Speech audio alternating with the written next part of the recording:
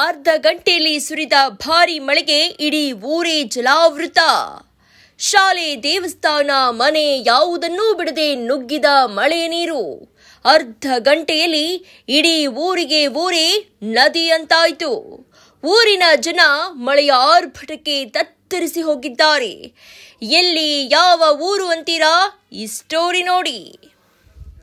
ಕೊರಟಗೆರೆ ತಾಲೂಕಿನ ವಡ್ಡೇಗೆರೆ ಗ್ರಾಮ ಪಂಚಾಯಿತಿ ವ್ಯಾಪ್ತಿಯ ಚಿಲುಗನಹಳ್ಳಿ ಗ್ರಾಮದಲ್ಲಿ ನಿನ್ನೆ ಸುರಿದ ಭಾರಿ ಮಳೆಯಿಂದ ಬಹಳಷ್ಟು ಅವಾಂತರ ಸೃಷ್ಟಿಯಾಗಿದೆ. ಇಡೀ ಊರೇ ಬೆಚ್ಚಿ ಬಿದ್ದಿದೆ. ಗ್ರಾಮ ಪಂಚಾಯಿತಿ ಸದಸ್ಯ ನರೇಂದ್ರ ಅವರ ಫೋನ್ನಲ್ಲಿ ಸೆರೆಯಾಗಿರುವ ದೃಶ್ಯವಿದು. ಒಟ್ಟಾರೆ ಹೇಳಬೇಕಾದ್ರೆ ಇನ್ನು 2-3 ದಿನ ಹವಾಮಾನ ಇಲಾಖೆಯ ಪ್ರಕಾರ ಭಾರಿ ಮಳೆ ಬರುವ ಸಾಧ್ಯತೆ ಇದೆ ಎನ್ನಲಾಗಿದೆ. ಅದು ಏನೇ ಆಗಲಿ ವೀಕ್ಷಕರೇ, ಎಚ್ಚರದಿಂದ ಇರಿ, ಸುರಕ್ಷಿತವಾಗಿರಿ ಎನ್ನುವುದೇ ನಮ್ಮ ಆಶಯ.